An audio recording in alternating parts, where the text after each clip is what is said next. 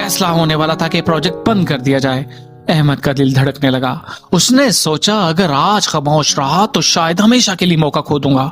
वो हिचकिचाते कदमों से अंदर गया। सब उसकी तरफ देखने लगे। सर, अगर इजाजत दें तो मैं ये मसला हल कर सकता हूँ। कमरे में हंसी गूंज उठी।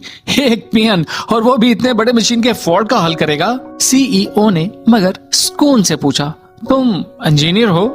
अहमद ने सर झुकाकर कहा, जी सर, डिग्री तो ली है मगर किस्मत ने अभी तक मौका नहीं दिया।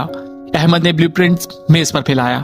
सर, इस मशीन के जर्मन पार्ट्स और अमेरिकन एआई सिस्टम की एक्यूरेसी मैपिंग मेल नहीं खा रही। ये दोनों अलग पैमानों पर बने हैं जिससे सिग्नल ट्रांसफर में डिले पैदा हो रहा है।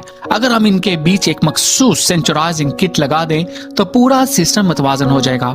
सीईओ ने गौर से उसकी बात सुनी। अहमद के अल्फाज में यकीन और समझ थी।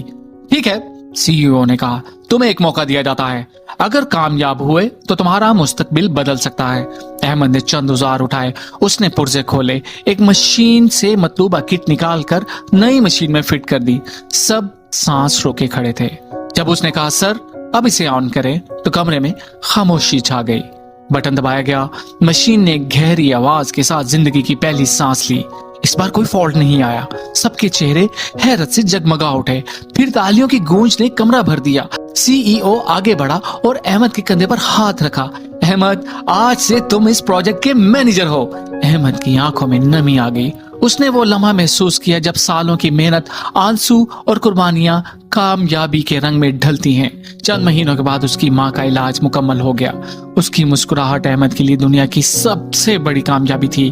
अहमद ने ना सिर्फ अपनी माँ को नई जिंदगी दी बल्कि यह साबित किया कि अगर नीयत साफ हो और हिम्मत जिंदा तो किस्मत के दरवाजे खुद ब खुद खुल जाते हैं। असल इंजीनियर वो नहीं जो मशीनों को चलाता है, बल्कि वो है जो तकदीर के रुके हुए पहिए को घुमा देता है।